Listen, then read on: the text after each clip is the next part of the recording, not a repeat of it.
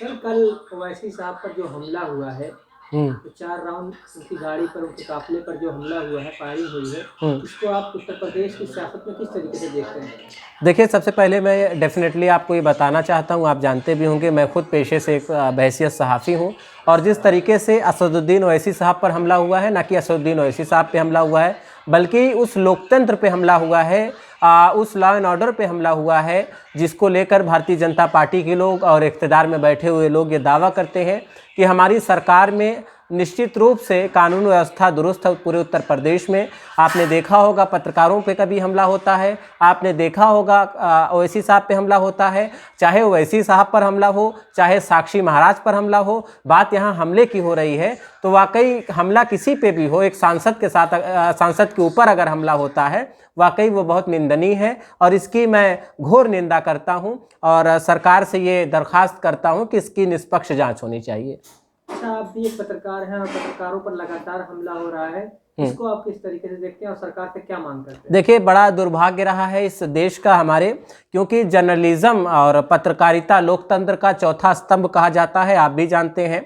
और पत्रकारिता की जो भूमिका है, पत्रकार खुद समाज को एक आईना दिखाता है, और जो समाज का दर्द होता है, जो लोगों की पीड़ा होती है, उसे एक पत्रकार सुनता है, लेकिन बावजूद उसके जो पत्रकार की पीड़ा है उसको समझने वाला कोई नहीं है। आए दिन आपने देखा होगा प्रशासन लगातार पत्रकारों के साथ दुर्व्यवहार करता है। आपने देखा होगा कि आए दिन गुंडे माफिया जो हैं वो पत्रकारों को धमकियां देते हैं, पत्रकारों के ऊपर फायरिंग की जाती है, पत्रकारों को मारा जाता है। तो ऐसा नहीं है, आज देश में तमाम लोग सच्चाई लिखने वाले भी हैं। रवीश कुमार साहब मेरे आइडियल हैं, और सईद अंसारी साहब आज तक से वो भी मेरे आइडियल हैं, उनसे भी मेरी बातें होती रहती हैं। तो मेरा कहने का मकसद ये है कि पत्रकारिता जो होती है, जो पत्रकार होता है, वो समाज का एक आईना होता है, लेकिन पत्रकारों की पीड़ा समझने वाला इस देश में अभी तक कोई है नहीं। सरकार को पत्रकारों को लेकर ध्यान देना चाहिए। अच्छा, आपने अभी पत्रकारों की बात कही है कि उनको जिस तरीके से इज्जत देनी चाहिए, लेकिन क्या जो पत्रकारिता इस वक्त भारत में हो रही है, आप उससे सहमत हैं?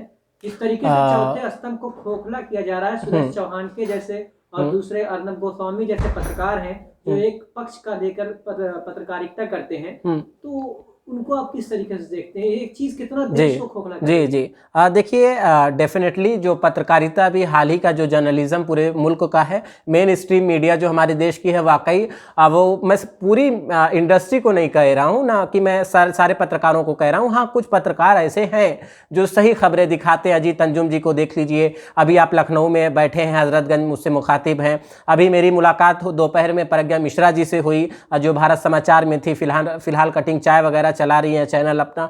तो कहने का मतलब है कि जर्नलिज्म आज भी जिंदा है, और वाकई अगर पत्रकार को लोकतंत्र का चौथा स्तंभ कहा गया है तो यूं ही नहीं कहा गया है। वाकई पत्रकार देश के लिए करता है। कभी कभी ऐसा भी होता है कि देश के लिए जो वीर शहीद होते हैं, इस धरती माँ के सपूत होते हैं, अपने लहू और अपने प्राणों की आहुति देते हैं, तो पत्रकारों ने भी इस देश के लिए हमेशा से ही अपने बलिदान और अपने लहू की आहुति दी है, अपने प्राणों की आहुति दी है। लेकिन ये सही है कि पत्रकारिता और इस देश का जो चौथा स्तंभ है, कहीं ना कहीं वो खतरे में है, और सरकार के हुकूमत के दबाव में काम कर रहा है।